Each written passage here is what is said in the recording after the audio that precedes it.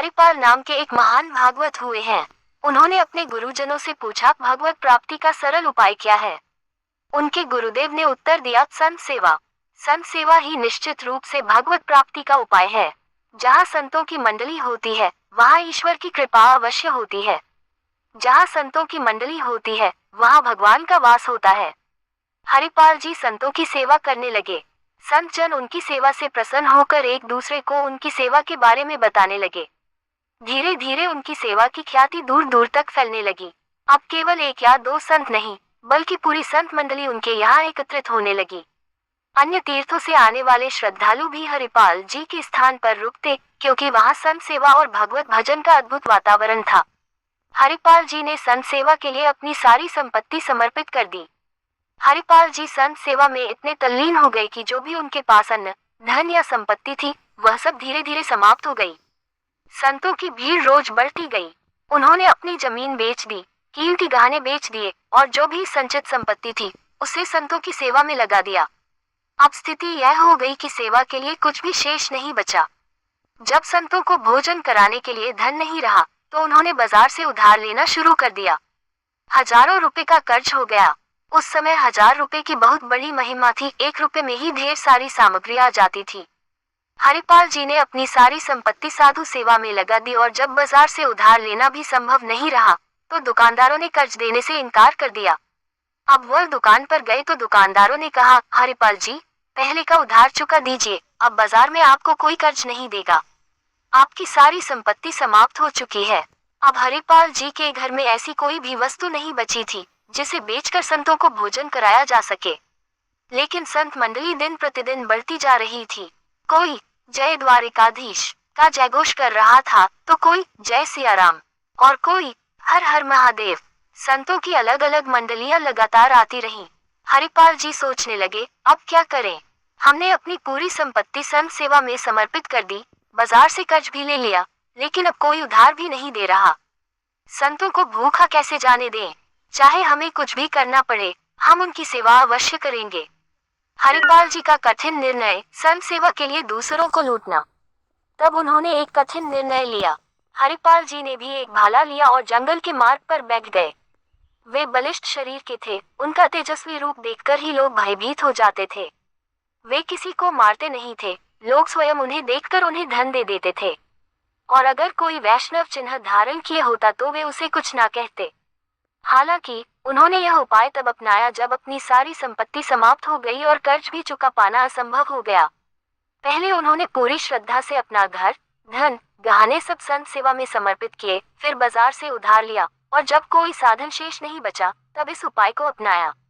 धीरे धीरे यह बात फैल गई कि यदि कोई यात्री रास्ते में राम कृष्ण का नाम ले ले तो हरिपाल जी उसे रोकते नहीं थे। लोग डर के मारे हाथ जोड़ते और राम कृष्ण का उच्चारण करते हुए निकल जाते। यात्रियों को पता था कि यहाँ डाकू भाला लिए खड़ा है, लेकिन ये भी समझ गए थे कि यदि तिलक लगा हो और मुख से हरि नाम निकले तो वह कुछ नहीं कहेगा। धीरे धीरे ये स्थिति ऐसी हो गई कि जंगल से गुजरने वाला हर व्यक्ति तिलक लगाकर और नाम जपते हुए जाने लगा। भले ही वे अपने जीवन में पहले कभी हरिनाम का स्मरण न करते हों, लेकिन इस मार्ग से निकलने के लिए वे अवश्य ही नाम स्मरण करने लगे।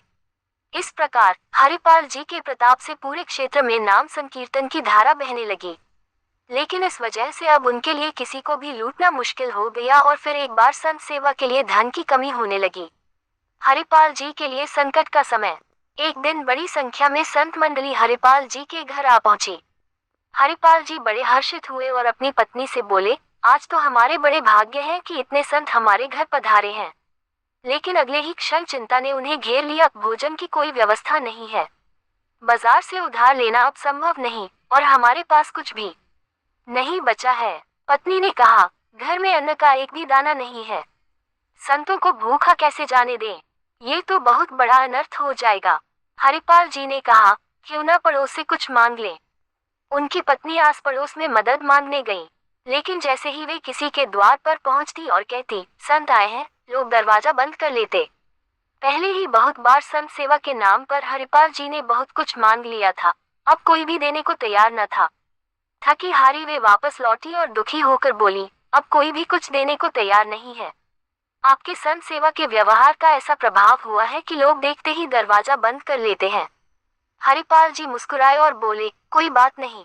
जब सब रास्ते बंद हो जाते हैं तब केवल भगवान का सहारा होता है। हरिपाल जी अपने मन में विचार कर रहे थे। गुरुदेव ने कहा था कि संत सेवा से भगवान की प्राप्ति होती है। प्रभु, आप मिले या न मिले, लेकिन आज संत हमारे घर से भूखे न जाएं। कोई उपाय नहीं सूझ रहा, प्रभु कृपा करो। हरिपाल जी के जीवन में भगवान की लीला प्रारंभ। उधर भगवान श्री कृष्ण द्वारका में रुक्मिणी जी के साथ विराजमान थे। अचानक उन्होंने सोचा, हरिपाल जी ने पुकार लगाई है, संत सेवा के लिए वे संकट में हैं। भगवान तुरंत अपनी लीला रचने के लिए तैयार हो गए। उन्होंने रत्नों से जटित मुकुट, कुंडल, करधनी, बाजूबंद और दिव्य आभूषण धारण कर लिए। रुक्मिणी जी ने आश्चर्य से पूछा, प्रभु, आप इतने दिव्य आभूषण क्यों पहन रहे हैं? यह नया श्रृंगार क्यों? भगवान मुस्कुराए और बोले, हमारे एक भक्त संकट में हैं। आज हम उनके दर्शन करने जा रहे हैं। रुक्मिणी जी बोली, यदि आप इतने महान भक्त के दर्शन करने जा रहे हैं तो मैं भी चलूंगी। भगवान बोले, तो ठीक है, लेकिन ध्यान रहे कोई भी भगवत चिन्ह धारण मत करना, कोई भगवत चर्चा नहीं करनी, केवल सांसारिक आभूषण पहनकर चलना। रुक्मिणी जी को और भी आश्चर्य हुआ, प्रभु, ऐसा कौन सा भक्त है जो भगवत चर्चा और चिन्हों का विरोध करता है? भगवान हंसते हुए बोले, बस तुम चलो, दर्शन से निहाल हो जाओगी। श्री कृष्ण और रुक्मिणी जी हरिपाल जी से मिलने आए। भगवान और रुक्मिणी जी अत्यंत वैभवशाली वेश में हरिपाल जी के गांव पहुंचे। गांव के बाहर ही उन्होंने रुककर संदेश भेजा कि हम धनिक सेठ सेठानी हैं और जंगल में यात्रा कर रहे हैं। हमें मार्ग सुरक्षित पार करवाने के लिए किसी की सहायता चाहिए। हरिपाल जी को जैसे ही यह समाचार मिला, उनका मन प्रसन्न हो गया। उन्होंने सोचा, अरे, ये तो स्वयं भगवान की कृपा हुई। इन धनिकों की मदद से संतों की सेवा का प्रबंध हो सकता है। हरिपाल जी बाहर आए और देखा, दो अति सुंदर रत्नजटित आभूषणों से सुसज्जित स्त्री पुरुष खड़े हैं। भगवान बोले, हमारे पास स्वर्ण मुद्राएं हैं। यदि तुम हमें जंगल पार करवा दो तो हम कुछ धन तुम्हें दे देंगे। हरिपाल जी ने सोचा, आज तो मेरे जीवन की सबसे बड़ी सफलता है। इतने धन से महीनों तक संतों की सेवा हो सकती है। भगवान की लीला देखिए, जो स्वयं भक्तों को भवसागर पार कराते हैं। वे हरिपाल जी से कह रहे हैं, हमें जंगल पार करवा दो। भगवान ने मांगी हरिपाल जी से सहायता। हरिपाल जी को शक न हो इसलिए भगवान उनसे व्यापारियों की भांति वार्तालाप करने लगे। भगवान बोले, हम बड़े व्यापारी हैं, हमारे पास बहुमूल्य आभूषण और स्वर्ण मुद्राएं हैं। हमें जंगल पार करना है, लेकिन वहाँ लुटेरों का भय है। यदि तुम हमारी सहायता करोगे तो हम तुम्हें एक स्वर्ण मुद्रा देंगे। हरिपाल जी भीतर ही भीतर प्रसन्न हुए। हरिपाल जी ने भगवान से कहा, आप निश्चिंत रहें, मैं आपको जंगल पार करा दूंगा। रुक्मिणी जी यह सब देख रही थी, लेकिन उन्हें समझ नहीं आ रहा था कि जो स्वयं सुदर्शन चक्रधारी हैं, वे किसी मनुष्य की सहायता क्यों ले रहे हैं। रुक्मिणी जी बोली, प्रभु, आप सुदर्शन चक्र और अपनी अपार शक्ति से संपन्न हैं, फिर भी एक साधारण मनुष्य से सहायता मांग रहे हैं। भगवान ने मुस्कुराकर उत्तर दिया, प्रश्न मत करो, बस देखो, मैंने कहा था ना कि यह मेरा महान भक्त है। भक्त के हाथों लुटे भगवान। हरिपाल जी ने गौर से प्रभु और रुक्मिणी जी को देखा। न माला, न तिलक, न कोई भागवतिक चिन्ह। पूरे सांसारिक व्यक्ति लगते हैं। जरूर इनके पास अपार धन होगा।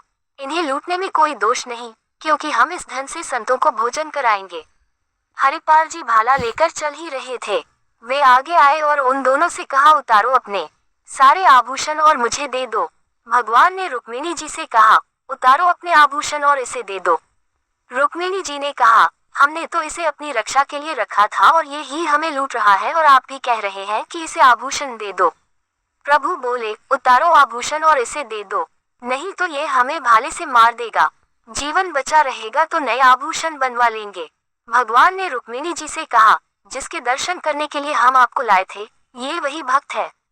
इसने अपना सर्वस्व लुटा दिया है, कुछ नहीं आज इसके पास खाने को।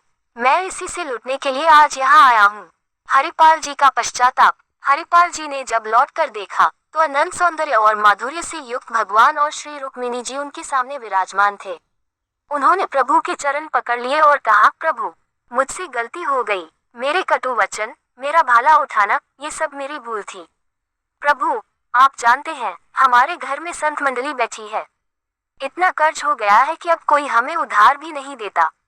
पड़ोस से मांगे तो कोई कुछ देने को तैयार नहीं, और जो थोड़ी बहुत संपत्ति थी वह भी समाप्त हो गई। लेकिन संत भूखे न जाएं, प्रभु, इसलिए मैंने ये सब किया। हरिपाल जी के प्रति भगवान का प्रेम। भगवान ने हरिपाल जी को छाती से लगा लिया और कहा, तुम सर्वश्रेष्ठ हो और मेरे प्राणप्रिय भक्त हो। हरिपाल जी ने प्रभु से कहा, प्रभु आपके ये आभूषण मैं नहीं ले सकता। तब भगवान ने कहा, देखो, हम ये सब संतों की सेवा के लिए ही लाए हैं, इसे ले जाओ। ये महालक्ष्मी के श्री अन्न के आभूषण हैं। ये कुल परंपरा के अनुसार बढ़ेंगे, कभी घटेंगे नहीं। इन्हें बेचकर अपना सारा कर्ज चुका दो और प्रतिदिन लाखों संतों को भोजन कराओ। अब तुम्हारा ऐश्वर्य कभी घटने वाला नहीं है। हरिपाल जी की प्रार्थना। तब हरिपाल जी ने भगवान से प्रार्थना की, प्रभु, इस घटना के बारे में किसी से मत कहना, नहीं तो सभी भक्त ये कहेंगे कि भगवान अपने भक्तों पर इतना स्नेह लुटाते हैं और यह भक्त भला लेकर उन्हीं भगवान को लूटने निकल पड़ा। भगवान ने कहा, डरो मत। यदि कोई इस चर्चा को सुनेगा भी तो वह तुम्हें आदर्श मानकर संत सेवा करेगा और मेरी प्राप्ति का उपाय सोचेगा, न कि तुम्हारे दोष देखेगा। संतों का सौभाग्य। भगवान के दर्शन के पश्चात हरिपाल जी ने कहा, प्रभु, जब आ ही गए हो तो लगे हाथ भंडारा पाकर जाओ। भगवान मुस्कुरा कर बोले, निश्चित रूप से, जहाँ हमारे संत भोजन करते हैं वहीं हम प्रकट होते हैं। हरिपाल जी की वजह से उस भंडारे में उपस्थित सभी संतों को भगवान का साक्षात्कार हुआ। सभी संतों ने साक्षात द्वारिकाधीश और श्री रुक्मिणी जी के दर्शन किए। भोग बनाया गया और संतों ने तभी भोजन ग्रहण किया जब पहले भगवान ने भोग स्वीकार किया। फिर उनका उच्छिष्ट प्रसाद संतों ने ग्रहण किया और संतों और भगवान का उच्छिष्ट हरिपाल जी ने पाया। इस कहानी से हमारे लिए सीख। जब भी साधु सेवा का सहयोग बने तो नाच उठो कि हमें आज जीवन का परम लाभ मिला है। साधु सेवा निश्चित रूप से भगवत प्राप्ति कराती है।